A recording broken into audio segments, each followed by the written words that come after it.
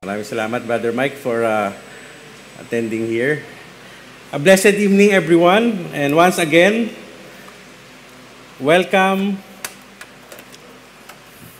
sa mga nandito at ganun din sa mga nanonood sa atin online. As you may see, Pastor Roy and Sis Gay are not here. Ayun. Na-miss nyo na ba sila? Tawagin na natin. Sabihin na, Pastor Roy, kung nanonood ka man, uwi ka na raw after ng preaching mo dyan sa Hawali. Nami-miss ka na nila. So, we're still gonna continue our series, which is Genuine Faith or Genuine Faith Works. And Lucy, overexposed na ako dyan. And so, Genuine Faith Works. Sa mga bago na nandito, like si Brother Dong, by the way, welcome, Brother Dong. At kami nagagalak. At nandito ka, medyo pumayat ka konti.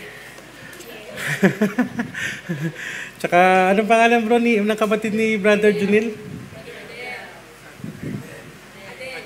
Adel, Brother Adel. Brother Adel, welcome sa GCI Sunday Service. And kayo po ay welcome na umattend dito every Friday and Saturday. And we are happy that you are here. And so maraming salamat. At hopefully we can see you, Brother Dong, sa mga susunod na birthday. Diba? And of course, happy birthday kay Sis Lucy. Ayan, ang ating masugid na presenter, worship team /media. Ayan. So, nung mga series po natin na Genuine Faith Works, marami po tayong natutunan. Honestly, did we learn something? So, let's have a recap, no? Persevering through trials. Ayan. Alam niyo naman na yan yung unang-una natin. At ako yung nag-preach nandito sa Mabula.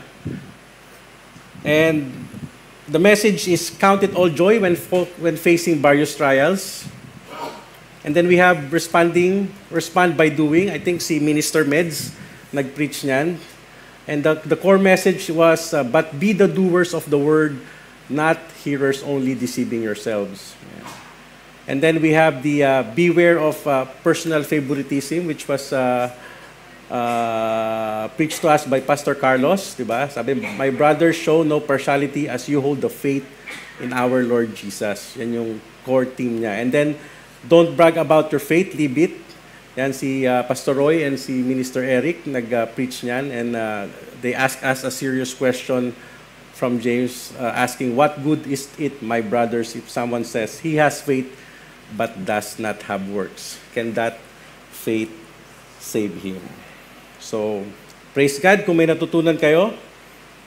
At kung hindi naman, ay wala kayong ulam mamaya. Kanin lang. But so now let us now go to our message number 5, which is proving your faith. Ayan. So let us all stand to read the word. Sige. In 3, 2, 1, James chapter 2, verse 14 to 26. 14, what does it profit, my brethren, if someone says he has faith but does not have works? Can faith save him? If a brother or sister is naked and destitute of daily food, and one of you says to them, depart in peace, be warm and be filled, but you do not give them the things which are needed for the body, what does it profit? Thus is also faith by itself, if it does not have works, is dead. 18, but someone will say, you have faith and I have works. Show me your faith apart from your works, and I will show you my faith by my works.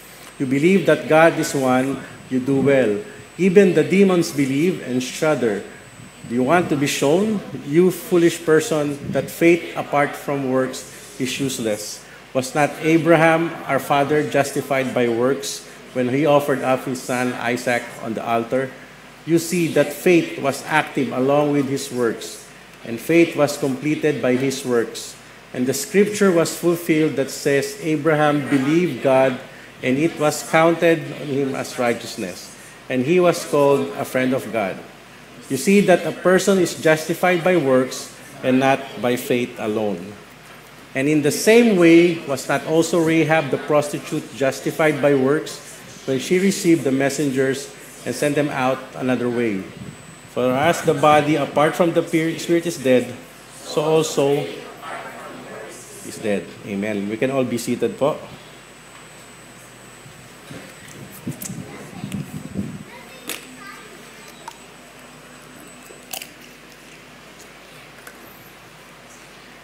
Ayan. We all know this saying, action speaks louder than words, right? Or don't just tell me, show me. Ayan. So these two phrases both entails that action is required to prove what we are saying or what you are saying. Action speaks louder than words means that what people do is more important than what they say.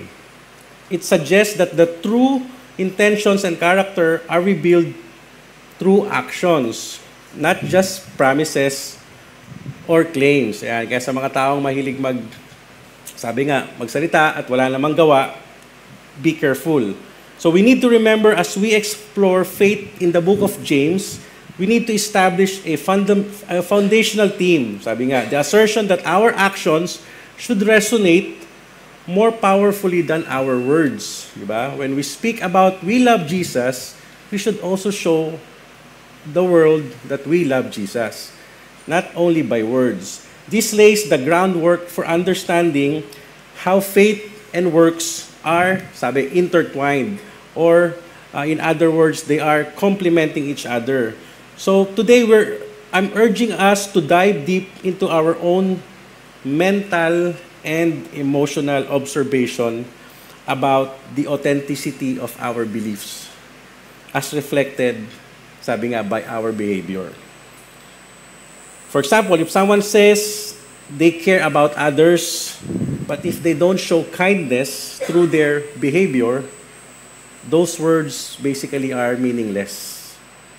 Ultimately, it reminds us that our deeds reflect our faith and obedience in Christ, and that we should be judged by our actions rather than our words. So we've all known Christian people or believers say, well, I'm a Christian, I'm a born-again Christian. Minsan na pag may kausap tayo, ibang tao, born again ako. Diba? Or, I'm a Christian, I'm a Christian Protestant, di ba? I believe in God, yun yung mga words. I go to church. I've been baptized in Misila or in saan man. I've been baptized. I've been confirmed. Di ba? I've gone through biblical trainings. Yan. Alpha, Post-E, LG, IDT. But when you look at their life, the way they are living is, inconsistent with what they are professing. So their practice here doesn't match their profession. Diba? Bakit nga ba? Another example, nakakita or naranasan mo na bang ang isang tao nagsabi ng I love you? So, Brother Mike, naranasan mo na yun, di ba? Pag nagsabi ka ng I love you, tapos wala ka namang ginagawa, di ba? Nagsabi ka lang ng I love you, sabay, ayun, nag-shake shack ka lang mag-isa. Hindi mo siya inayang mag-shake shack. Di ba? Kasi pag nagsabi ka ng I love you, or when you say, I love you to that person, kasunod dyan, gastos? Hindi naman. Kasunod dyan, magbibigay ka syempre ng regalo. Diba? Same thing, diba? Magbibigay ka ng regalo, yayayain mo siyang magsimba, ipapakilala mo siya sa magulang. Diba? Mga ginawa ko sa iba eh. So, ibig sabihin, may pinapakita. Meron kang action, diba? May action. Diba? Kasi ang isang tao, kapag nagsabi siya ng words or nagsabi siya ng I love you, I'm just making an example. Pag nagsabi siya ng I love you sa'yo ng tunay, di ba? Ano minsan nangyayari? Di ba nababaliw yan?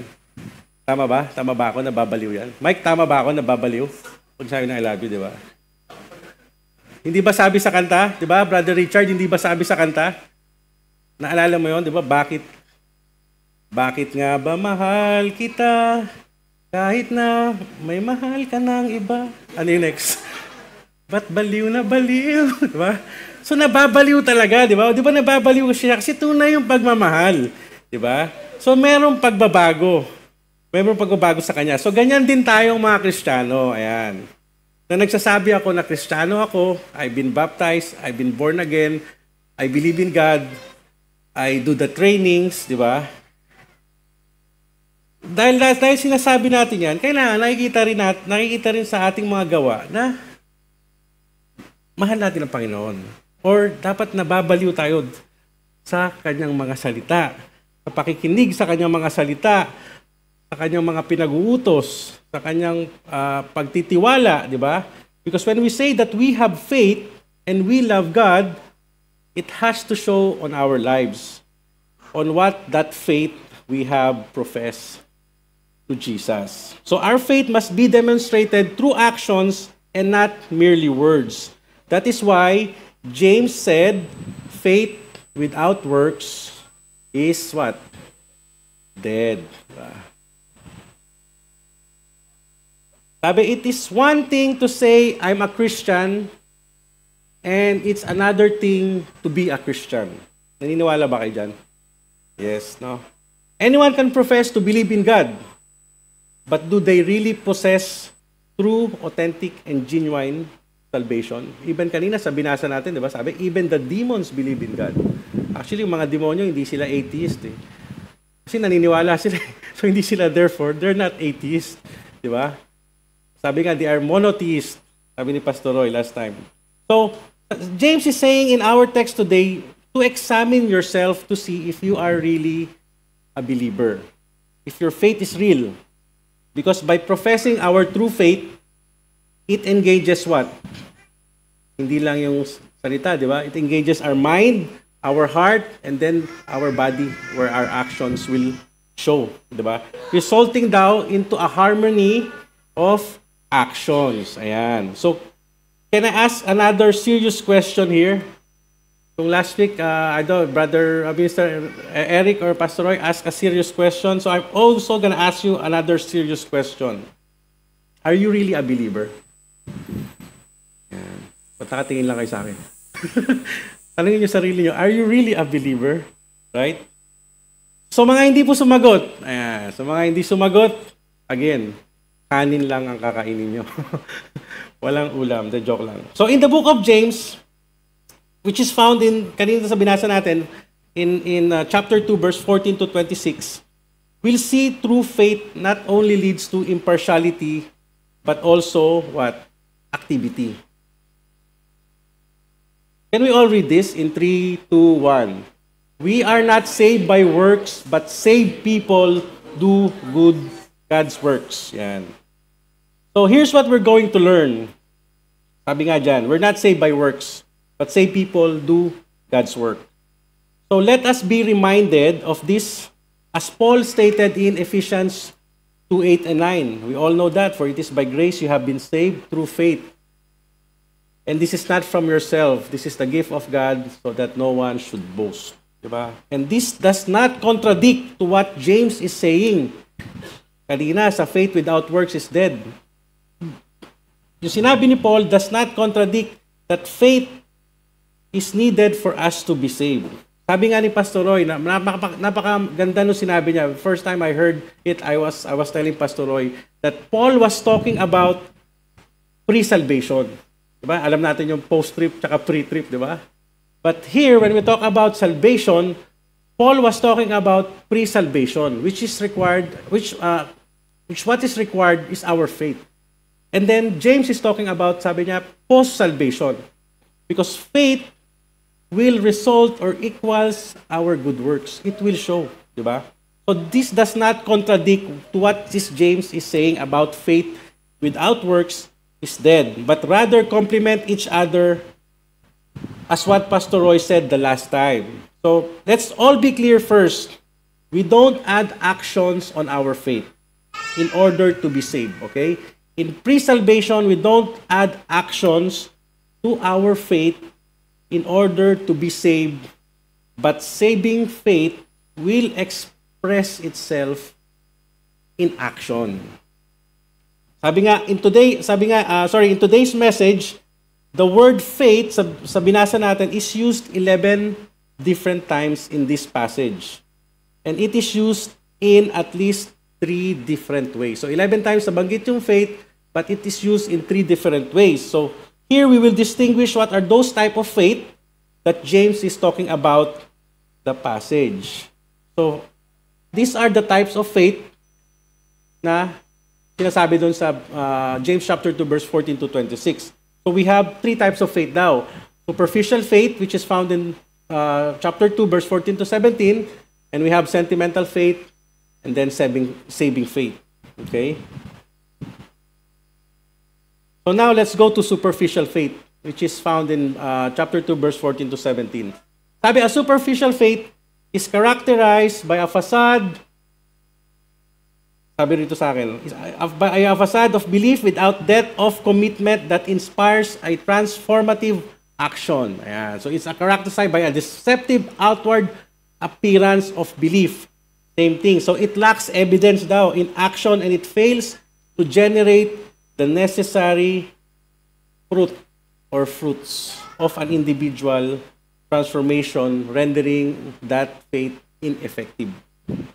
Okay, in Tagalog, mababaw or panlabas lang na kaanyuhan. Diba? Marami ba dito niyan? Wala. Sa ibang church na, Brother Juno. Wala dito niyan. Sabi ni Brother Juno. So let us analyze what James wrote here. So James begin with 2 questions. In verse 14, sabi niya, hinighlight ko, what good is it? Sabi niya, he's basically asking, what's the use or advantage of saying you have faith? I believe in God. I am a born again. I am a Christian. Diba? If it doesn't show in works. And then the second question here is, sabi, can that kind of faith save him? Yun pala, hindi ko na-highlight. So, what good is it? And then, can that faith save him? So, once again, James is asking a tough question here. Biro mo, sabi mo, Kristiyano ka, tapos sasabihin sa'yo ni James. Diba? Ikaw ba'y niligtas sa iyong pananampalataya? Diba? Sabi mo, you're a Christian. And then James is asking you, are you really saved through your faith? Diba? That's why it was a serious question last time. And it is also a tough question, but with a tender tone. Sabi, with a tender tone to show our talk must affect our walk. Hindi naman galit si James, no? Tatanong lang. Diba? Tatanong lang siya. So in verse 15 and 16, sabi, he then gives an unforgettable example in these verses. Notice that these are fellow believers who has no food or clothing. So James makes it what? He makes it personal. Then following praise, he said, go in peace. You know, when saying go in peace is a common Jewish greeting, di ba? Greeting sa kanila. Di ba? I think the word is shalom, sinasabi niya, di ba? Shalom, di ba? Sinasabi ng mga Jewish. But the word go can also mean what? Go away. Go get out, or go, get out of my sight. Di ba? So notice how James uses the phrase here, what good is it? So 2 times to show the superficial faith is useless. So we can talk it if we're not willing to walk it. Sabi nga, workless faith is a worthless faith. Diba? Alam naman natin na nagugutom or alam mo na, for example, nasunugan ng isang kapatiran. Diba? Nasunugan siya ng bahay. Yun lang ba ang isasagot mo? Go in peace. Ano siya magiging peace? Wala nga siyang masuot. Diba? Yun lang basically sinasabi ni James. You are a believer. You know what Christ will do to that person. But us as a vessel of His blessing, as a Christian believer, Christ follower, diba? Hindi daw dapat ganon. In 1 John 3:17, it says, if anyone has material possession and sees his brother in need but has no pity on him, how can the love of God be in him? Sabi, dear children, let us not love with words or tongue, but with actions and in truth. Even John here, he compliment, I think, what James is also telling kanina. Di ba? He even supplement what James is saying. So we now have what? John and Paul that complements, right? About what James is saying about faith, about works. Di ba? Nung isang araw, si Paul lang. Ngayon, we can all read here, even John. Right? So sino pang kulang? Paul, John, Ringo. Wala na, kompleto na. Diba? So, basically, the superficial faith, sa mga hindi po nakatanggap ng joke ko, sorry. But, anyway, what I'm trying to say is that if not only Paul complement what James is saying, alam mo, Beatles sasabihin ko, no? Hindi Beatles. But what I'm saying is, kasi when you study the book of James, kung binasa mo, unang-una, pag binasa mo lang ang book of James, tapos bagong believer ka, kasi ang unang-unang pinanghahawakan natin, Ephesians 2:8 and 9. And then when you read the book of James, magkakaroon kayo ng confusion, di ba?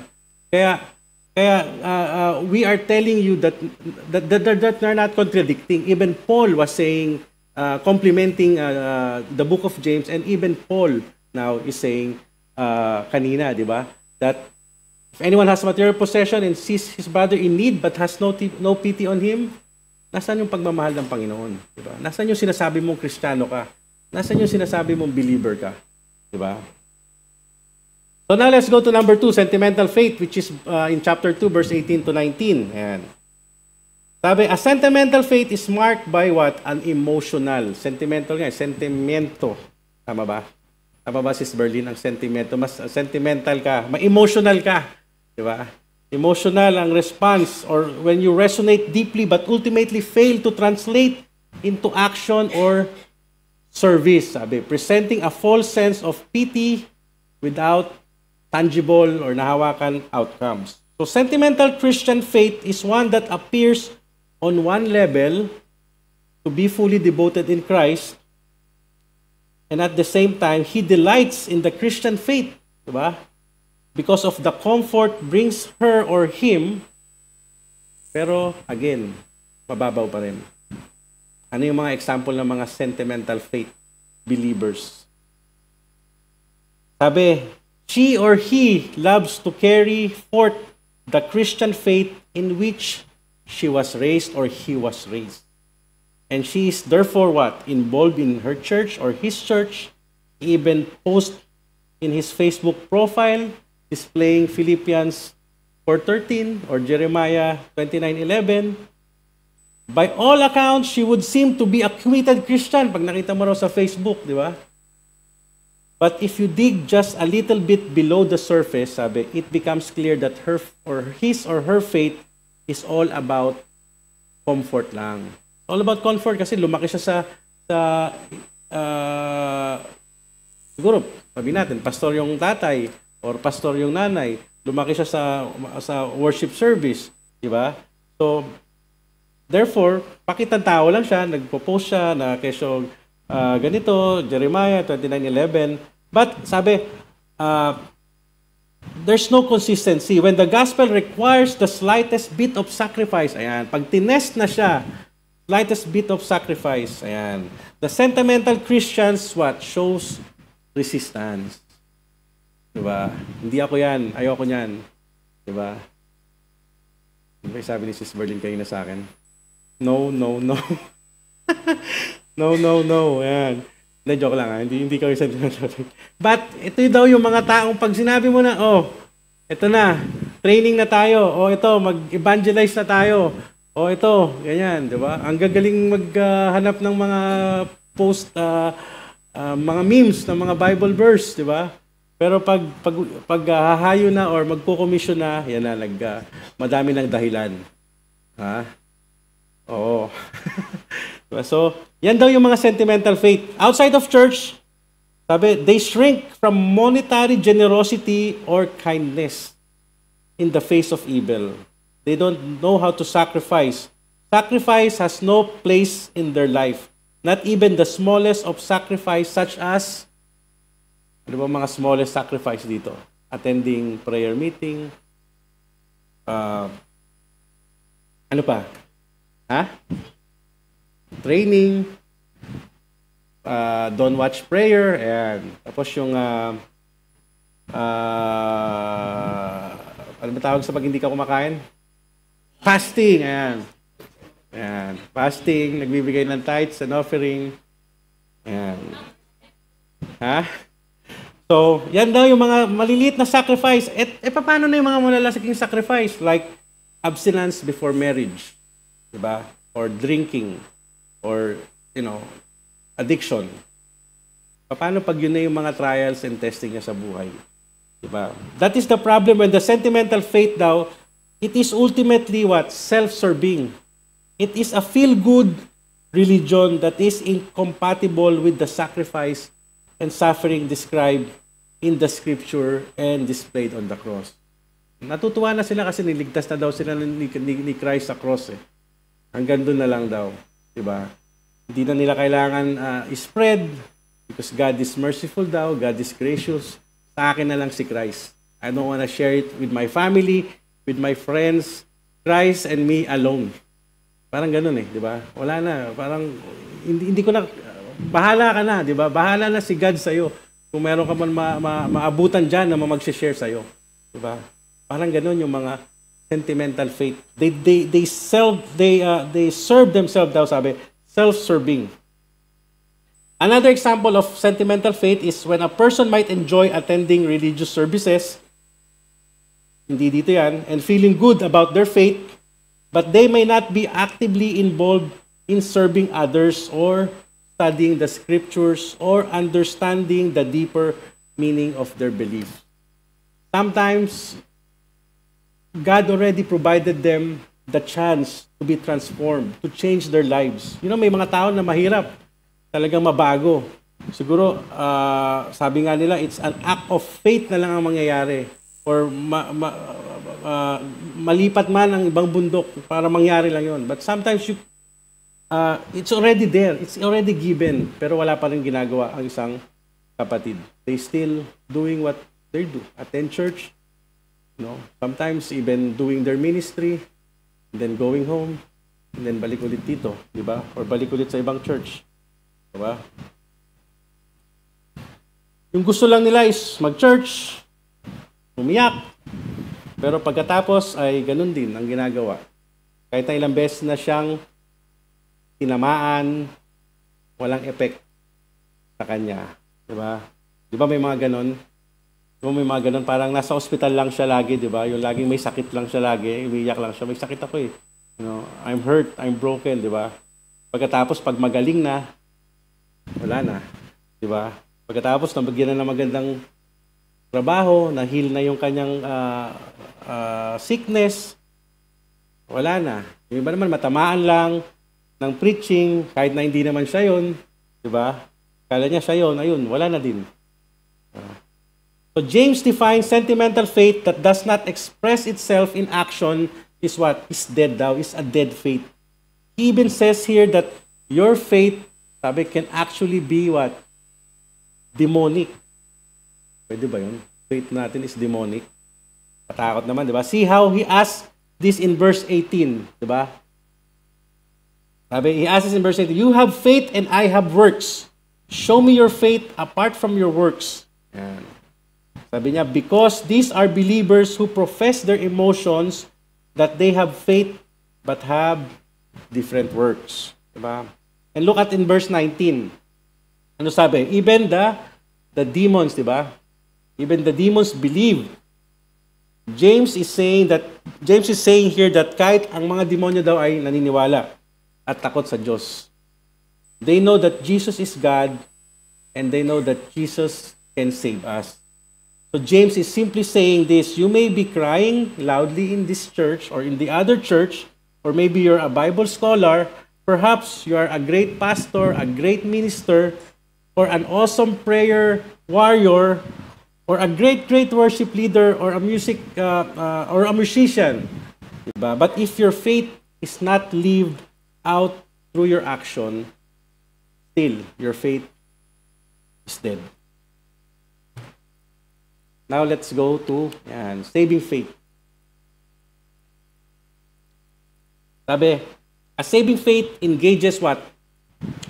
The head, the heart, and hands, which compels believers to integrate wisdom, emotion, and action, thereby motivating them to live out their convictions through a tangible service. Sinabi bang hindi tayo magkakasala? Hindi naman sinabi, di ba? But, sabi nga, di ba? There should be an integration of wisdom, emotion, and action. And you see their conviction through a tangible service. Hindi yung nakukonvict ka na, tuloy-tuloy ka pa rin sa ginagawa mong action. Walang transformation. Diba? Walang wisdom na nanggagaling sa Panginoon. Diba? So a superficial and sentimental faith is words without works. Okay? And emotions without actions. While saving faith will have words with works and emotions into actions. Sinasabi. So here in verse 20, James mentioned what? A foolish person. And we all know that a foolish person is what? Is empty or hollow, di ba? And then he said that faith apart from works is what? Is useless. So the word useless here means what? Lazy or sometimes idle. If we think saving faith can exist with no fruit, tamad ka, well, James is basically saying here that we are fools, you know. You cannot just say that you believe in God and just sit down there and be sitting there for the rest of your life, you know. There should be conviction, transformation sa mga prini-preach dito ng ating pastor or sa mga ating natutunan through Alpha, through Post-E. Lahat yan. They are all sabi nga tools for us to have a tangible service or action proving our faith.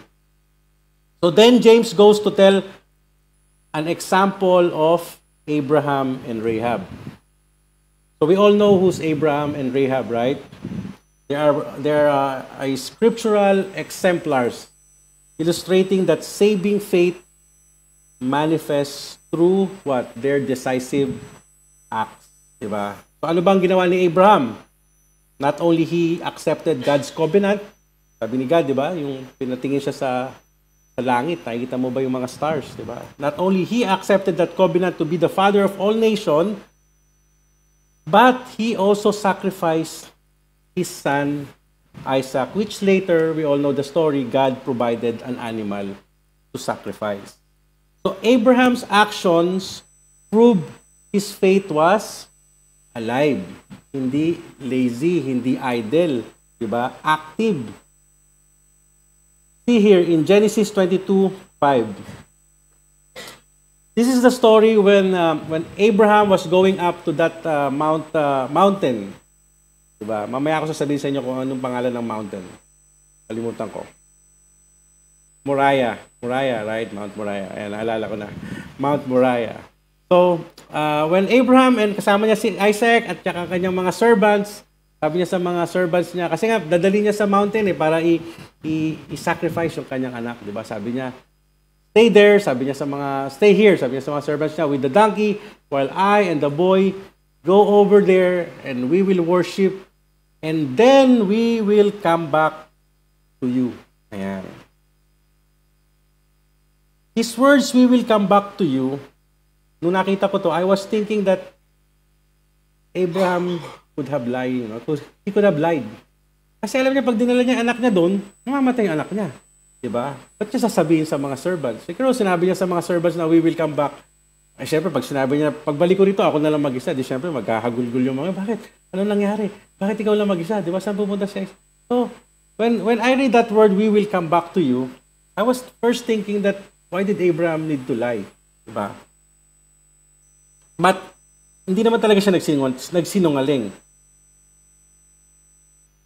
I thought he was just making up excuses because his servant doesn't know that in his mind, he will be offering his son, di ba? But you see there in Hebrews 11 and 19, ayan yung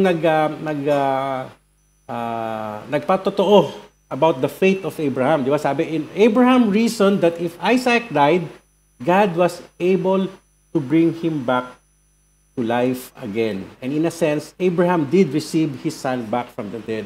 So papunta ba lang si Abraham doon, kasama niya yung kanyang anak. Alam niya na kung mamamatay man ang kanyang anak, kaya siyang buhayin ng Panginoon. Diba? Kasi kung tayo yun, pag sinabi, give me a sacrifice, diba? Parang magdadalawang isip ka pa, diba? Ano yun? Papatayin yung anak ko, mamamatay yung anak ko. Diba? Wala na akong anak.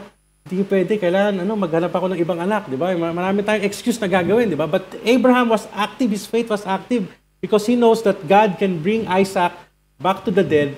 Therefore, he said that we will come back to you, the servants. That is the kind of faith Abraham had.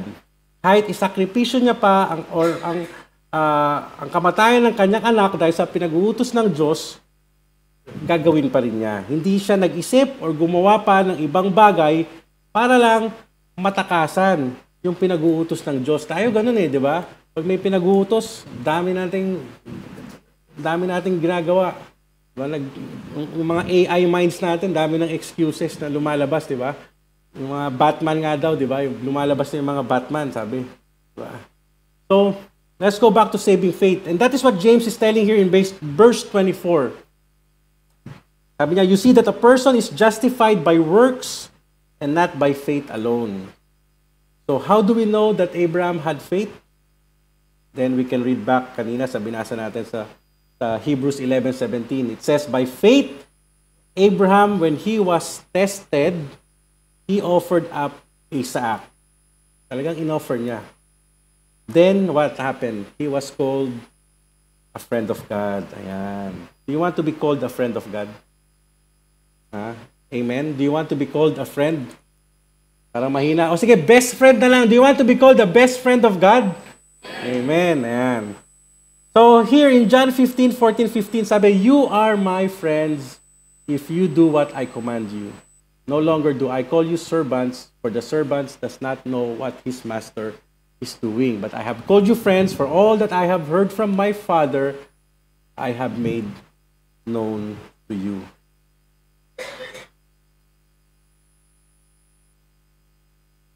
So now, what about Rahab in verse 25? We discussed Abraham, and what about Rahab? Kasi sinabi ni James, no? These two Bible exemplars, Rahab and Abraham. So what about Rahab the prostitute? She could have not hide those spies if she has no faith, neither believe in God. Remember, Abraham was a Jew, and Rahab is a Gentile. So hindi nila alam yung mga panahon na yun. They don't know the God of Isaac. Tama ba? Oh, tama. God of Isaac, Abraham, di ba? Joseph, hindi alam. Hindi alam ni Rahab nung panahon na yun. Di ba? Kasi nasa book of Joshua na. Tama ba, Reggie? Yes. So, in the book of Joshua 2, chapter 2, verse 10 to 11, you will see here how Rahab put his faith into action. Though he never, hindi siya yung katulad natin na i-evangelize mo si Rahab or na-evangelize si Rahab, di ba? Hindi siya na-evangelize sa panahon noon. But alam niya kung sino yung sinasabi ng mga tao na yung God daw ng mga spies na yon ay mga pangyarihan. So, sabi sa may Joshua, hindi ko nalagay dyan, sa Joshua chapter 2, verse 10 to 11. No? So, sabi sa chapter 10, for we have heard, Rahab was talking here, for we have heard how the Lord dried up the water of the Red Sea for you when you come out of Egypt, sabi ni Rahab, and what you did to the two kings of the Amorites who were on the other side of Jordan, Sihon and Og, whom you utterly destroyed, sabi ni Rahab. And as soon, sabi niya, as soon as we heard these things, our hearts, sabi niya, melted. Neither did they remain any more courage in anyone because of you. So, natakot daw yung mga kabarangay ni Rahab, di ba? For the Lord your God, sabi ni Rahab, for the Lord your God, He is God in the heavens above and on the earth beneath. That word, exactly what she said in verse 11, was a profession, or she professed her faith. That yung Lord God of those spies, yung mga spies na yon, di ba? He is a God in the heavens, above on the earth, and in beneath. Rahab did not just say she believed, di ba? Sinabi niya, naniwala siya, di ba? Sinabi niya, for the Lord God, He is God in the heavens. And then after that, anong nangyari?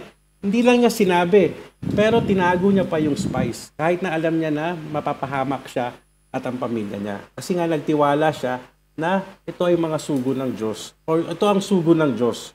So Rahab did not just say she believed, her behavior gave evidence of her belief, di ba? Because if she had given a friendly welcome to the spies, sabi her faith worked. She not only responded with her mind and her emotion, he engaged her will through works, and God honored her faith and put her in the family tree of Jesus. If you don't know, mga kapatid, si Jesus daw, ang lineage ni Jesus ay nanggaling kay Rahab. Sino si Rahab? Gentile, a prostitute. Diba? And let us compare. Abraham, we all know Abraham, the father of all nations. He's a man, and then Rahab, a woman. Abraham was Jewish. Rahab was Gentile. Abraham was the father of the Jews. Rahab was a foreigner. Hindi pa nga siguro siya kilala. Abraham was a reputable person, but Rahab is a disreputable person. Abraham was a moral, and Rahab was immoral. And then, he's a revered patriarch, and Rahab was a redeemed prostitute. But, total, regardless of what they have done in their life, they both have saving faith and fruit. Why? Because they have faith, and they actively gave evidence on their belief of their faith. Abraham was saved by faith and proved his faith by what? Offering his son Isaac. Rahab was saved by faith and proved her faith by what? Protecting those spies. So here, kailangan natin malaman na we are saved by faith and we are called to prove our faith. Sabi in verse 26, for as the body apart from the spirit is dead, so also faith apart from works is dead. This is true for our respective father of all nations, kay Abraham, no? Who has, and also that redeemed prostitute, Rahab. And it is true also for us, for everyone. So like Rahab, no matter how great your sins, what did the Bible says in Romans 10:13? Whoever called on the name of the Lord will be saved. Right? We all agree? Amen po ba? So if there's no fruit, our faith is what again? Dead. According to Stephen Cole, sabi ni Stephen Cole, James is saying something like this, dyan sa may verse 26 na yan. If you see a body that is not breathing, you can conclude it is hindi zombie. He is dead. Patay na yun, hindi na maaagalaw yun. Hindi nagagalaw yun, di ba? If you see faith does not produce good works, you can also conclude it's a dead faith, right? Faith is the root, and good works are the root of our faith. Amen. If there's no fruit, our faith becomes invalid.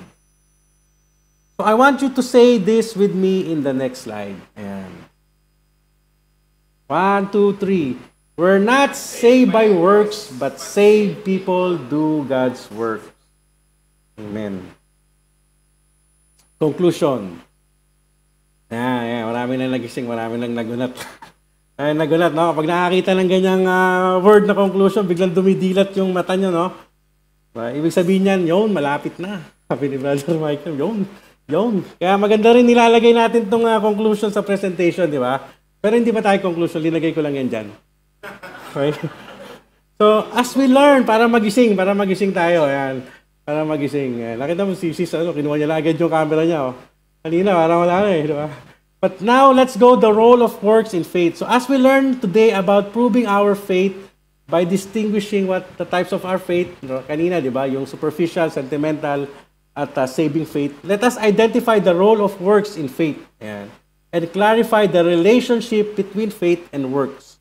Sabi sa clarification of salvation, number 1, it is essential to distinguish that while our works do not save us, they serve as a manifestation of our faith, indicating the transformative power of genuine belief in our lives.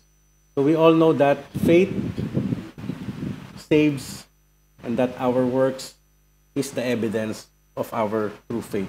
Okay, clarification number 2, we are not saved by works. Sabi ko nga kanina, sa pre-salvation, di ba? We don't need to do anything.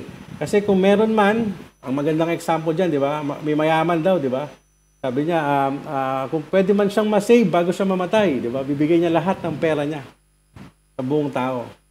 Papaiwan si Brother Michael yung kanyang kayamanan kay Brother Reggie. Brother Reggie, pag ako namatay, i-donate mo lahat to para makount tong works ko. Di ba? So, let us just clear that we are not saved by works. Di ba? So, the misconception that salvation can be earned through our own action is addressed, emphasizing that salvation is what? It is a gift. Biyaya yan, regalo ng Panginoon yan. Wala tayong kailangan gawin. Diba? Ginawa niya na ang lahat. Diba? Parang kanta yun Next, sabi nga, sa Ephesians 2:8 and 9, Paul epistles underscore that this dynamic illustrating that salvation is through grace, not works, while simultaneously affirming that believers are called to perform good works as God's handiwork, integrated faith into action. Again, our salvation is by grace alone, through faith alone, in Christ alone. But good works prove our faith is genuine. Paul emphasizes the priority of faith as, sabi nga kanina, pre-salvation, while James focuses on the proof of faith after we accepted the Lord Jesus Christ. So we're not saved by works, but saved people do God's works. So last week, James asked us a serious question. If you remember the preaching of my minister Eric, in James 2:14, in the same manner, Paul is telling us how to answer that serious question. Okay. Yan. So here, Paul is telling us to examine yourselves as to whether you are in the faith. Sabi, test yourselves. Do you not know yourselves that Jesus Christ is in you? Unless indeed you are disqualified. Amen. Paul encouraged believers to examine our faith, suggesting we test ourselves, to see if we are truly, genuinely part of Christ's body. This verse emphasizes that if Christ is truly in us, we will be able to stand in any test and trials, implying a life of a transformed life through the power of the Holy Spirit, because of our faith, what produces good works in our obedience. So now, what will be our practical applications of faith as a genuine believer? Sabi, our belief should be transformed into a tangible action. Nakikita sa gawa, or nahahawakan, or may ginagawa, may action, di ba?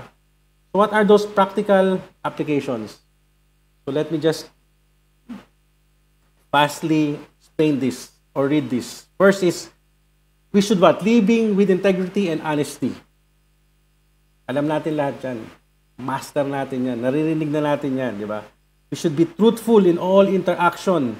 This means being honest in your words and in your actions, not only here in the church, but also inside your home, inside your in your office, in your workplace, in your organization, in your school. Being truthful in all interaction, keeping promises and commitments, di ba? Faith involves being reliable and trustworthy. Dapat mapagkakatiwalaan ka at honest ka. Next is what? Showing kindness and compassion. We should be actively express our faith and must prioritize service and acts of kindness, serving as vessels for God's love and grace into the world. Ang pag-show ng kindness and compassion sa isang tao ay unlimited po dapat yan. Wala po dapat limit yan. Hindi mo pwedeng sabihin na, nagbigay na ako sa iyo noon. Ba't ngayon, ganyan ka na naman, di ba? Diba? O ito, magtrabaho ka na lang. But it should not be limited. It should be unlimited because the grace of God is unlimited. Diba? Next is trusting in God's wisdom and guidance. Seeking wisdom and discernment. Asking God's guidance in making decisions. Ito minsan, sumasablay tayo dyan lahat. Actually, lahat naman yan, sumasablay tayo minsan, lahat dyan. But in trusting God's wisdom and guidance, very important. You know, lahat ng problema natin, lahat ng achievements natin, lahat ng mga bagay na nagawa natin, ay pagpasalamat natin sa ating Panginoon. Meron man tayong gustong gawin, or meron man tayong mga gustong mangyari sa pamilya natin o sa buhay natin, we always pray and ask wisdom and guidance sa Panginoon. Let Him hear those first, hindi yung si Mars o si Pars. Diba? Si God muna. Give it to Him, diba? Iiyak mo muna sa Kanya yan, diba? Bago ka pumunta sa Canada, Brother Richard, pagdasal mo muna yan. Diba? So next is cultivating spiritual habits. And ano ba yan? Regularly, what? Reading and studying the Scripture. Praying and meditating. Fasting. Sopel, sabi ni si Sopel, fasting. Participating in worship and fellowship. Serving in others in the community. That's why we have youth and kids fellowship. We have also couples group. We also have prayer meetings now sa Fahil. Kung meron kayong time, you can all attend in our Fahil prayer meeting. Diba? You have to cultivate spiritual habits. Diba? Hindi yung laging kada Monday nood lang ng sine kasi 2KD. Diba? Hindi naman laging ganon. We have to cultivate. 750 ba? Hindi, pinakataas yung kinukuha ko eh. Yung red. Sa baba, 750 taas 2KD. But what I'm saying is, you know, no Christian live. Sabi nga, kung may kasabihan na no man is an island, di ba? Ganun din tayo sa mga Kristiyano. Kailangan natin ng isa't isa para magpalakasan, alam mo na, ma-encourage, di ba? Parang ganun. Sharpen, iron versus sharpen, sabi nga ng Proverbs, di ba? Next is, and last is what? Living with purpose and meaning. Ayan. Dito, dyan, medyo, sumusuko tayo dyan sa living with a purpose and meaning. Discovering and fulfilling your calling. Di ba? Naalala ko tuloy hindi na ako magbabanggit, kaya na pa ako banggit. Naalala ko tuloy nung kinausap kami at sabing, we are candidate for being a minister. Di ba? So, hindi po ako yon, yung mga kasamahan ko. But, tawag ito, tumanggi. Sa isip namin,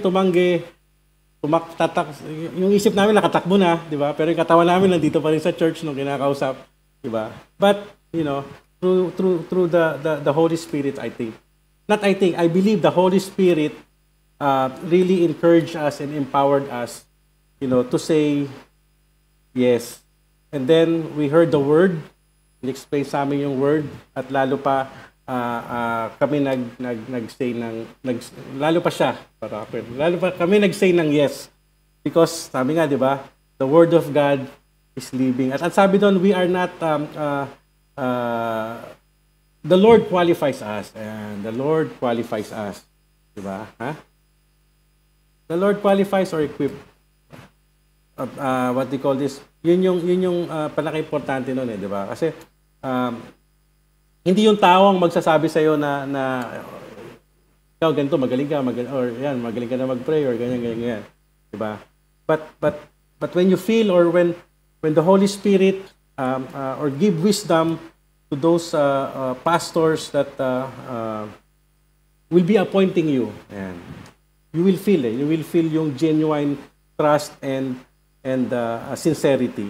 So, sabi nga, you have to find joy and fulfillment in your daily life, di ba? So far, wala naman tumakbong mga ministro, di ba? Yung mga na-appoint na ministro, wala naman tumakbo, di ba? So, tawag ito, and we are happy to and we have joy and peace when though technically it's just a title. It has nothing to do with Jesus Christ salvation and everything. Just to be clear, you know. Ibig sabihin lang noon ay palagi kami ipag-preach, palagi kami ipag-pray, di ba? But you know, it's always the Lord Jesus Christ whom we glorify. We glorify regardless of you are just, you know, doing the kitchen things, presenter things, audio things, di ba? We all serve one God here, di ba? And we all have purpose on his sa body niya, di ba? So living with purpose and meaning, yan. Sabi, making a difference in the world and inspiring others to live with faith and purpose. Ayan.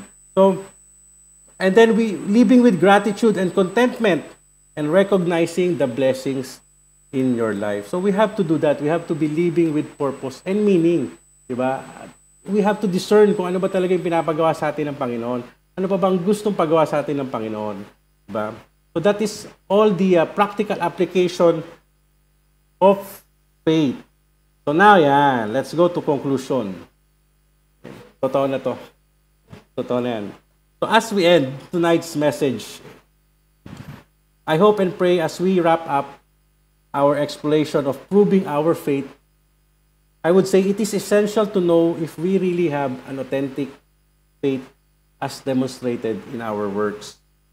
So I'm encouraging not only myself, but all of us here, as well as those who are watching with us tonight, to engage in self-examination, assessing how well our actions align with our beliefs, to foster a commitment to actively live out our faith and obedience through Christ's words in our daily lives. So remember, false faith offers no service to others. So thumbs down yan. And false faith offers no obedience to God.